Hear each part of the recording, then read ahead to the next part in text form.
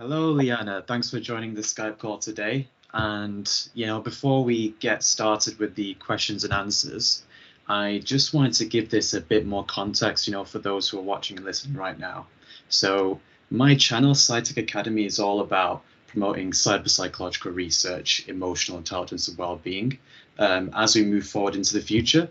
So I bring people like yourself, for those who are either trying to promote this form of knowledge or they're trying to promote different lifestyles that will foster a new sort of culture that is sort of against, more is better and more towards kind of trying to optimize the use of technology so that we can actually only gain the benefits and mitigate against the risks.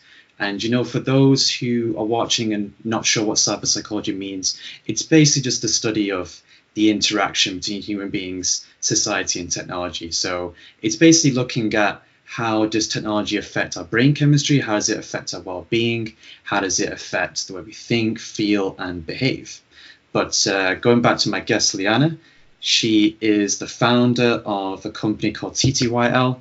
Her goal is to help people to have a healthier relationship with technology and social media.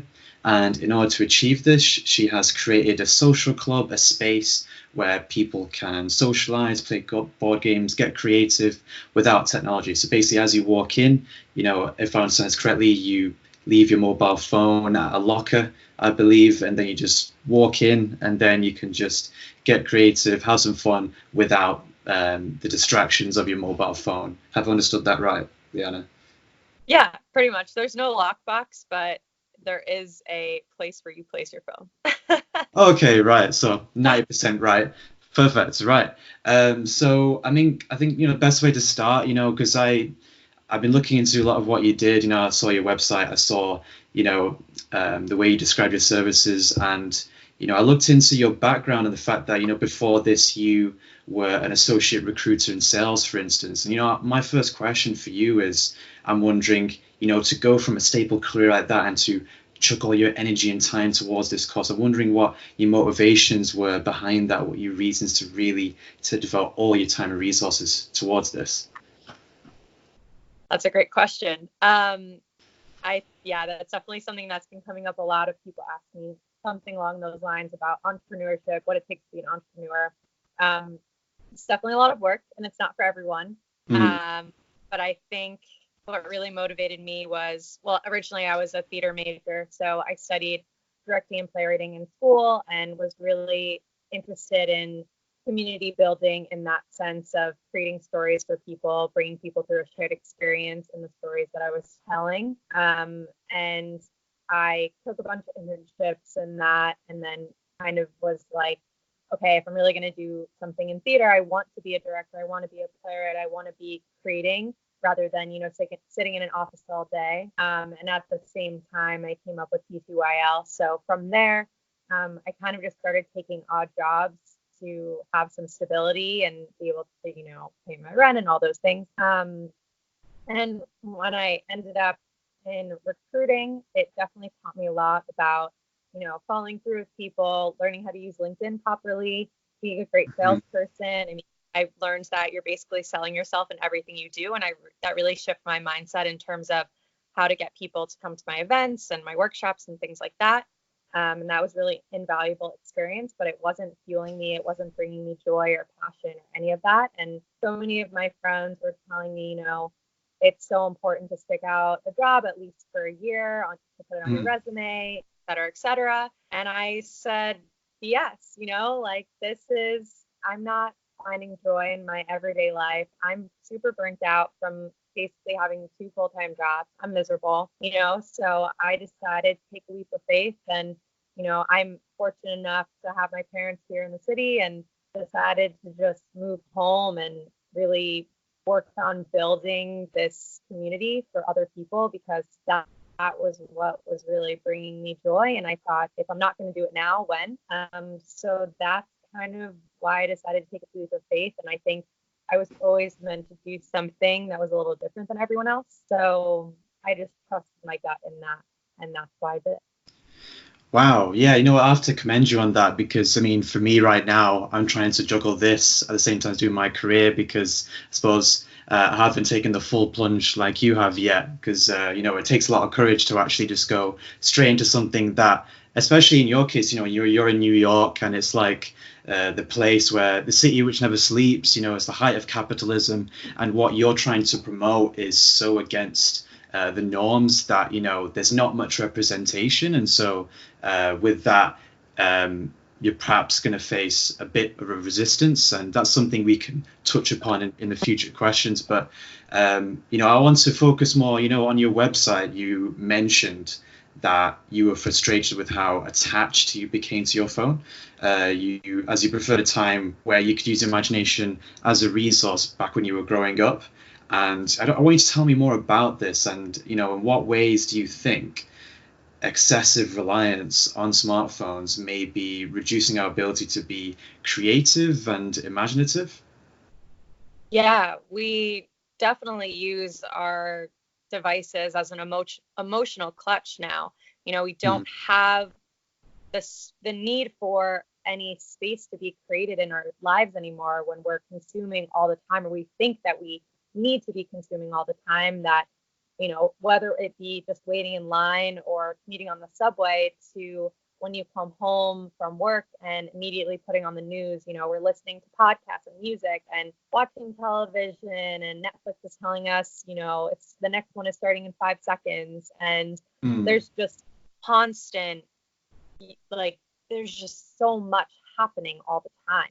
And I think we've lost this sense of sitting in the uncomfortable silences and the awkwardness of that, and actually almost relishing those moments, because I think they're super important, not only to maybe feel comfortable with the person you're having that awkward silence with, but more so if you're by yourself, sitting in those silences, allow your thoughts to really come to the forefront of your mind, really pay attention to your subconscious, because I think we're shutting down what's really happening internally.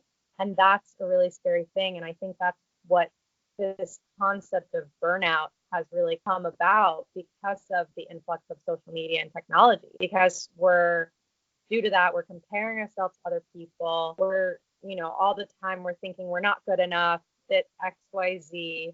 And from that has stemmed, all these issues of anxiety and depression and loneliness. We need to bring back this human connection, because we're not going to survive as a human race if we don't. And that's what we're meant to be. We're meant to be social beings. I see. You mentioned a lot of themes there, so I'm just trying to unpack what you said there. You talked about how, because we have this relentless pursuit for all kinds of information, I suppose the ironic part of that is because we're so there's so many things happen and bombarded with information all at once, we're not able to retain that information. We're not able to utilize it in the right way to generate original thought, which is perhaps what's inhibiting our creativity. The fact that we can outsource that to a gadget, for instance. We can outsource that to Google, for instance, when we just want to get an idea. We just Google and get someone else's opinion, rather than free up the space and time to actually get an original thought, an original idea. And you mentioned as well the fact that we outsource our socialization. So like when we're trying to communicate with others, the devices often get in the way. So the ironic part is we're trying so hard to stay connected, but if we're too many times glued to our devices, it makes us so reliant on it so much that when we do get that connection, when someone's in front of us, we forget how to drop it away and actually focus on one thing or one person at a time, kind of thing. Is that kind of what you were trying to say in a nutshell? Very well said.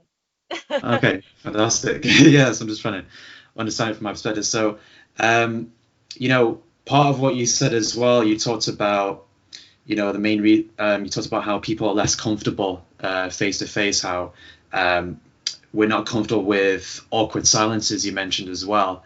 I'm wondering, what is the particular reason we're not comfortable, in your opinion, that we are not able to share that silence, in the presence of the person? We find it's easy we have this instinct just to check our phones all the time as soon as we're with somebody, if we feel like, if we can't say anything, then okay, we'll just check our phones to avoid the awkwardness. What are your thoughts on that? Why is that the case? I think so much of that is stemmed from what technology has told us is socially acceptable to do, Hmm. because when phones first came out, that you have the option of silencing your phone, putting it on vibrate, or getting these pings and notifications. And I think when the phones first came out, especially with iPhones, there was this cool aspect of the swoosh noises and like all those pings and dings that we never knew of any of that before. It wasn't a thing. So having this new concept, it was like, ooh, like someone's contacting me, I feel special, all those kinds of things. So it kind of became the norm versus being comfortable and saying, oh, like, I'm not going to get that right now because I'm with you. And that's, to me, that's what's really important right now, is having this face-to-face interaction. So I think, so yeah, so much of it stems from just the creation of what technology is and what it made us out to be in social situations. I see, right. So, I mean, an element of what you said sort of goes down, I suppose, to the brain chemistry of it, the fact that these devices are designed in a way to keep us hooked, to keep us addicted. From the research that I've done, the fact that, even searching on Google, it stimulates your dopamine receptors because from some researchers' perspective, they said it goes back to eons ago when, for example, we were foraging for food, and Google is the equivalent of that right now because from our brain's perspective, it's like survival. If there's always a chance, you'll get that notification that will may be useful for your next business opportunity or your next chance at meeting your friends or your family, or just getting instant information. It's like instant your survival needs instantly gratified. So it's like you check your phone and it's just instant gratification that you get. So yeah, it kind of relates to what you're saying. I mean, it reminds me of that research which I looked into earlier. But I'm wondering, when you're faced with trying to prioritize, you talked about how when you're talking to somebody in front of you, trying to prioritize that interaction when we're faced with a culture now where it's all about more is better and trying to stay in the loop, trying to keep up with the pace. And especially in New York, the culture is very fast paced. So I'm wondering, what challenges did you face when trying to set up this cause? Did you face any resistance at all with this? Definitely when I was first talking about the concept, specifically with family and friends, it was kind of, okay, that sounds really cool, but your generation would never put down their phone. I got a lot of that from like my parents or like older family members. A lot of my friends were like, that sounds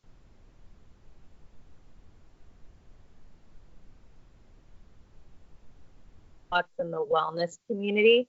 And with that really came this concept of digital wellness, which is really a new term. It didn't even exist when I was starting T2IL. Okay. Um, I really noticed there was this community of there's a community of people out there that are dedicated to the same mission that I am, and fostering more genuine human connection and helping people have a healthy relationship with technology and social media. Um, so with that, I think I was feeling confident that there would be audiences out there, and then it just came a matter of convincing people to, because I'm mostly in the event space, the hardship with that is that there's, probably thousands of events a night going on in the city. So it's just a matter of getting in the forefront of people's inboxes or, Instagram notifications, all that kind of stuff. I have to use social media for that purpose, ironically. But it's really just a matter of like pushing out good content and then putting on a successful event to get people to come back or like tell their friends that they have a good time. So it's really, I think the thing that I bring that's unique is kind of this aspect of nostalgia, that it's a lot of people that are coming to my events are like in my generation, grew up with the just on the cusp of technology coming into the forefront, or really didn't grow up with it at all.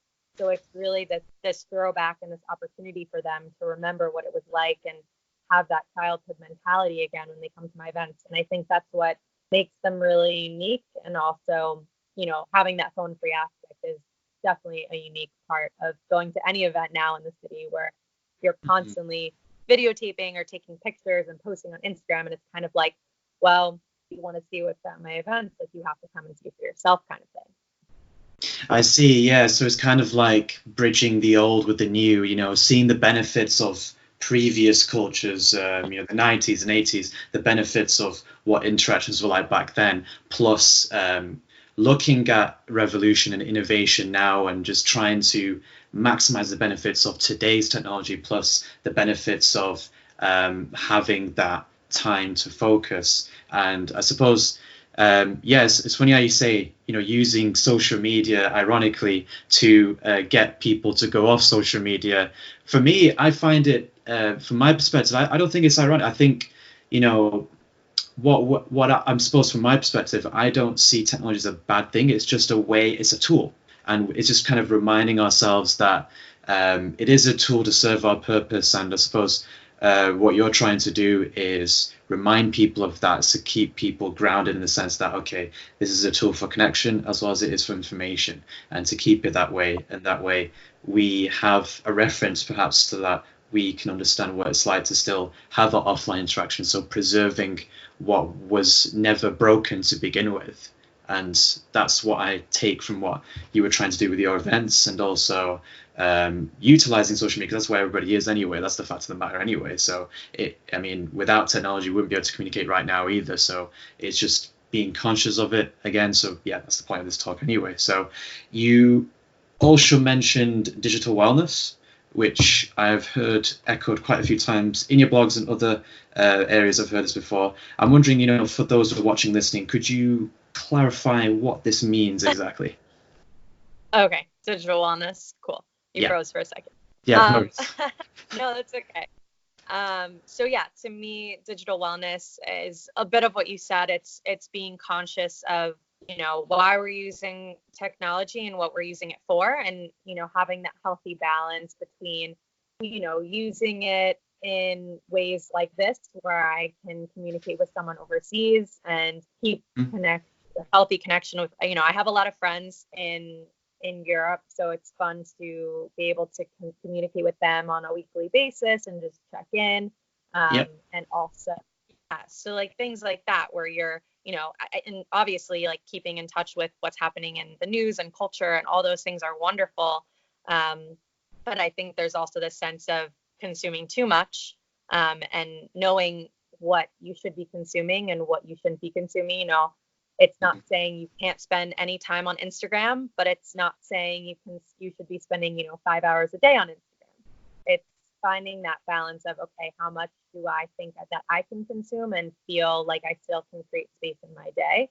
And I think the digital part is, it's not just saying social media, it's saying all kinds of technology. So it's really noticing every single aspect of our consumption in the media, and really pinpointing how much time we're spending on all of those different areas, and maybe cutting back on things that aren't fueling us or helping us find joy, because I think there is a lot of media out there that obviously contributes to our mood, like music. It can put us in a great mood if we put on a throwback song or a new album and we're super excited about.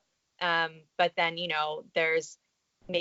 there's a lot happening in the news right now. There's an impeachment happening. It's how much of that can you consume daily and not feel kind of lost or confused or just overwhelmed with this amount of information.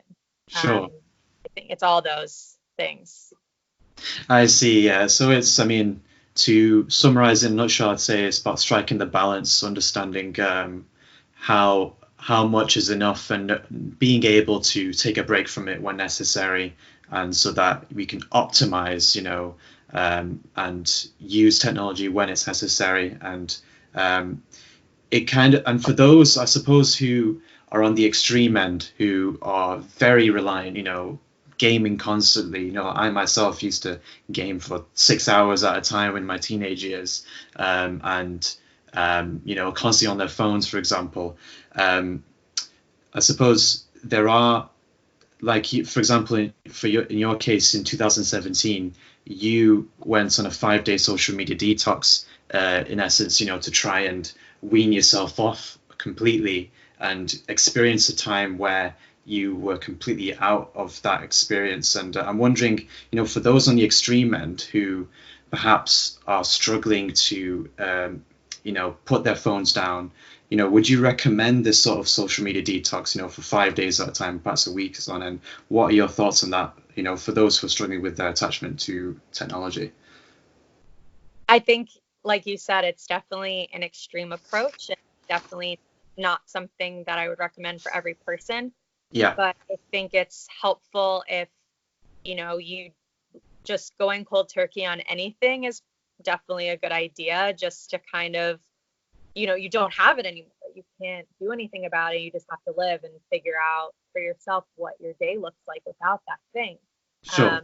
And I think with technology, for me, it was, it's, or like any habit, once you get past like day 3, it's just a lot easier.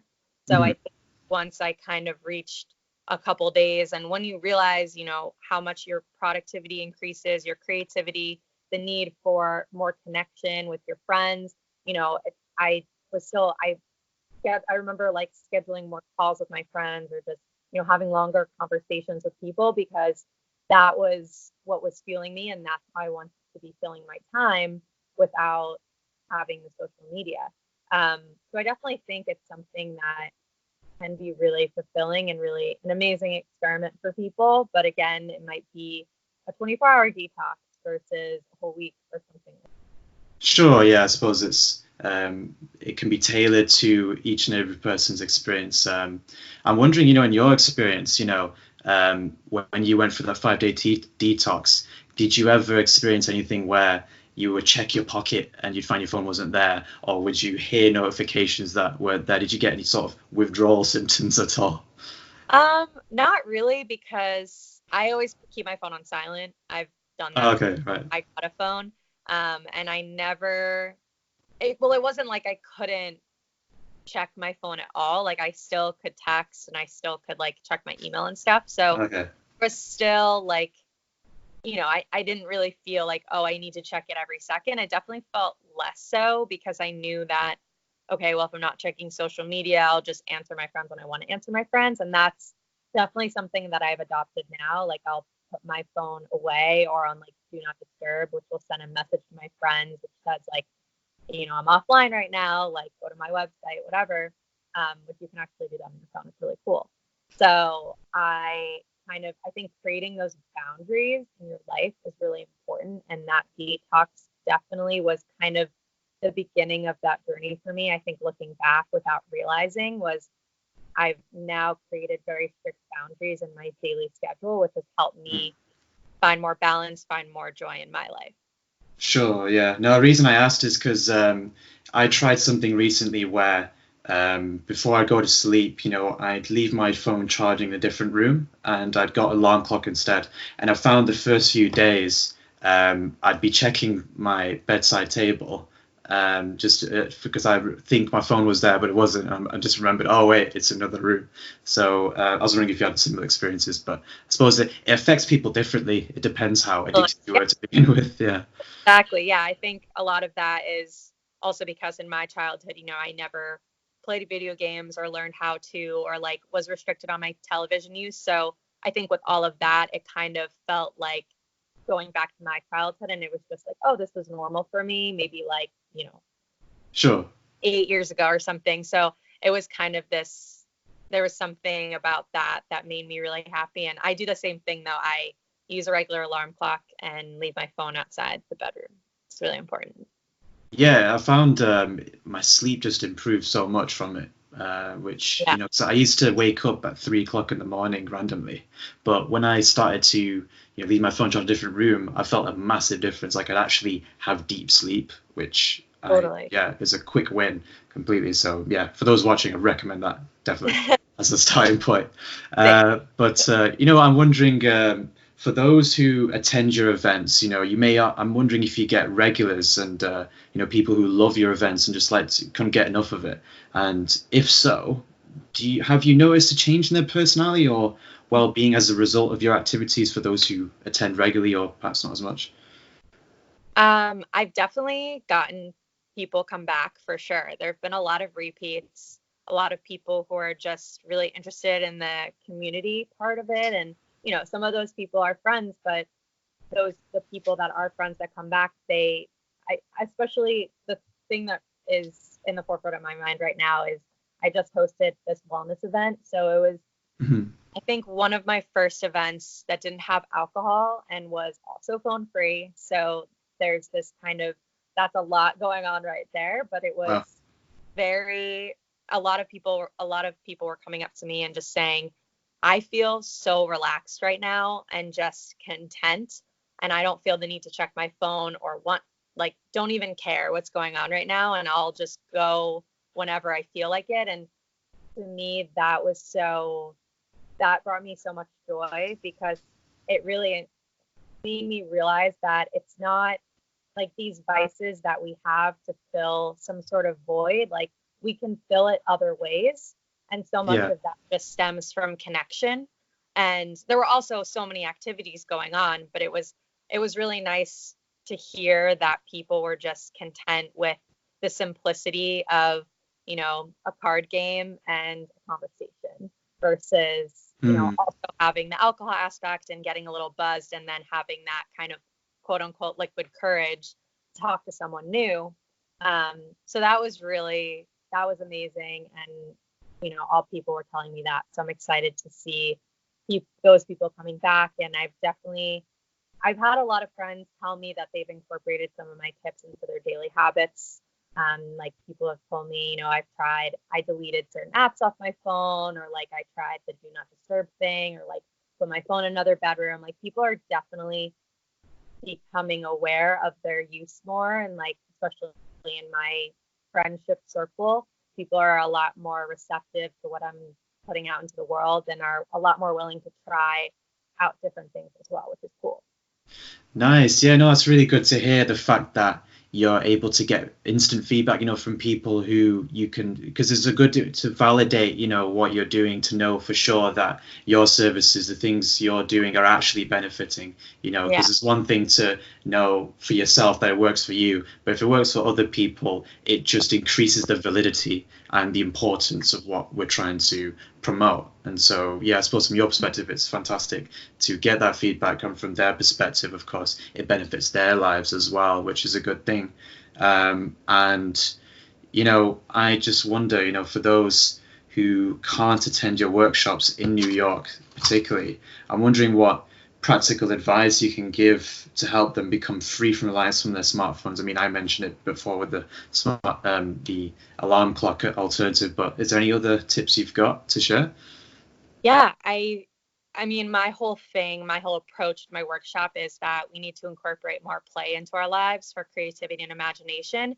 Interesting. And with that comes more of those aha moments, and more of those, or what I call aha moments. It's kind of those light bulb moments where we make those connections. So it's kind of when we're kids, for example, when we're in a math class, let's say, and there's this algebra equation that we just don't understand. And then we find ourselves, having PE, like physical ed, or, running around a track, or maybe we're in the shower the next morning and we're like, oh my God, I get it. And that's because we gave our brains the space that it needed to make those connections in the way that it knows how, versus really forcing it and staying on that same equation for maybe an hour and still not understanding. So the same goes in our adulthood when maybe we're stuck at work or frustrated with someone in our personal lives or whatever's going on. It's important to not necessarily mull over the topic and think, okay, how am I going to approach this topic or this difficult conversation with a friend or a coworker, versus kind of stepping away from that and maybe literally like coloring or reading a book, or going for a run, or just trying a new thing, a new hobby, doing something exciting and fun and creative. And naturally the answer will come up for you, and the problem will be solved so much easier than sitting there and trying to just figure it out right then and there, which I think is a big issue in the work environment today, because Mm. we are stuck. A lot of people are, and what happened with me was I was stuck at a desk for, 9 hours a day. And that is not how I can work productively, because at the end of the day, we're probably getting maybe 3 hours of productive work done. And the rest of that time, we're talking to coworkers, we're distracted by our phones or devices, and we don't feel the need to do something if we don't have a creative outlet somewhere else. And sitting in the same place is just difficult for any person. So I think that's a big challenge that I want to tackle in the corporate environment, is just figuring out ways in which corporations can allow employees to take creative breaks that are actually going to be productive in the long run. Definitely, because something I've read a number of years ago, which said that the brain works best in a state of dynamic relaxation. Relates a lot to what you're saying, because where the temptation is so much that we have to graft and work hard, but if you just force it, you're not going to reach the insights until you actually take that break. Because in the rest period, that's when your brain forms those neural links, and you may get the aha moment in the shower, or while you're daydreaming in the car, for example. Maybe not while you're driving, but you know what I mean. So yeah, no, I can totally resonate with what you're saying. I mean, in my experience, when I practice violin, for instance, that ability to take time to experiment with music for a bit, I suppose having some sort of practice where you're just in the moment, it frees the brain, and it's just like rest, and allowing your subconscious mind to do its magic, basically, and allow yourself to form it. Because my mind, for me, my mind's kind of like a web. I read so many stuff, and then eventually a day or two come by, and then it will all connect somehow. And I found that through myself, I do sometimes do meditation as well alongside other things. And I suppose relating back to what you're saying, it's about trying to not put all your eggs in one basket, find other outlets of creativity using the right brain as well as the left brain, which in essence, I suppose technology is distracting us from our freedom to do so, I suppose. And yeah, there's a lot of themes in there. It even relates to the Chinese proverb, cut the tree where it's most easily cut. But I don't know, I'm getting a bit far with it, but yeah. But yeah, it's a lot to think about. We spent a lot of time talking about ways we can wean off technology, and I suppose for a lot of people watching, they may get the wrong idea that we're just thinking of negatives of smartphones and social media. So I want to turn it around and say, what would you say are the positives of social media and mobile phones? What are the positives of the technological revolution?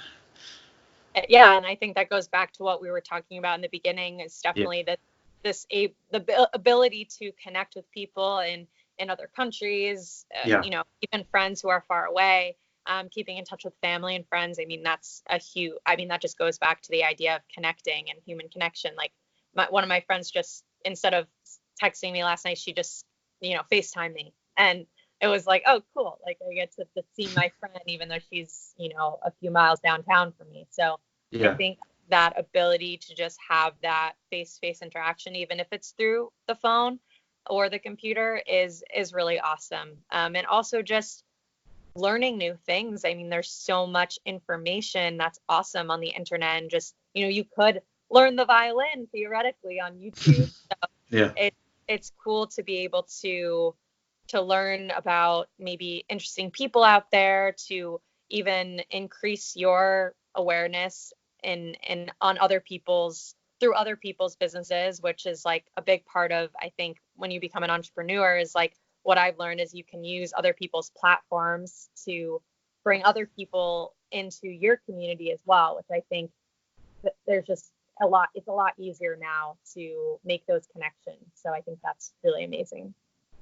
Definitely, especially for businesses, for making connections, platforms like LinkedIn have made it so much easier, and even to find jobs. And and also the fact that I can use Facebook to communicate with relatives from abroad, and the fact that we have access to YouTube to get access to information we wouldn't have otherwise have access to. Like, because for each country you have like a cultural blind spot almost, and the fact that we can look on a YouTube channel and see a monk doing his stuff and some other person from Australia doing something else, and we have access to this so fast that you can get knowledge so quickly. It's just being able to retain that information and going back to what we were saying before about balance and stuff. But yeah, totally agree.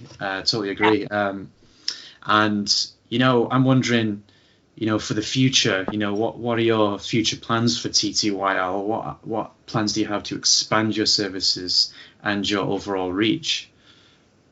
So I'm definitely focusing a lot on the educational aspect moving forward. I'm really passionate about bringing my tips and tricks and my concept to more people. So definitely rolling out more workshops. With that, also, as I kind of touched on a little bit, going into the corporate environment and really revamping culture and the management structure, because I think, as someone who's come from, 7+ jobs just between now and my graduating college only like 3 years ago, it's like I've been in so many awful situations and not find someone that I can look up to and admire. So I think so much of that is just part of the problem of these corporations, and people really need more motivation and like team building and all that kind of stuff. So that's definitely an area that I'm interested in, and I'm also rolling out kind of a dating series next year that I'm excited about. So I'm going to kind of explore this concept of not speed dating, but kind of breaking down the taboos of what speed dating is, and like the barrier, the like relationship, sex, like all that kind of stuff, and having people meet in a really comfortable and natural environment. So I'm excited about that as well. Wow, yeah, no, you mentioned the corporate life, and I've had some experience in business and IT, so I can definitely foresee that it may be a bit challenging, but that's why I wish you best luck with that. There's so many changes and processes that, for instance, stakeholders and senior management, it's always hard to bring in even a change in innovation, and to change cultures, it takes time and consistent effort, but it's definitely needed. So I can totally vouch for what you're trying to do. And the whole thing with the dating, it's so much research about that as well. And this culture about Tinder, I'm wondering if it's sort of decreased the tendency for us to pursue long-term relationships, but there needs to be more research into that. But it's good that you're looking into these things, and I definitely would support that. And that kind of wraps up all the questions I basically have for you today. But you know what, it's been very insightful and helpful for me, and I hope it's been insightful and helpful for those who are watching and listening. If you do want to reach out to Liana and benefit from her services even more, you can reach out to her website on ttylnyc.com, and I believe you have Instagram at ttylnyc, is it? And also LinkedIn as well. And for those who want to access more podcasts and more content regarding cyberpsychology in general, you can check out my website on scitechacademy.com, and also subscribe on YouTube. I'll include all the links at the bottom of this video as well. But for now, take care, take it easy. Thanks very much. See you later.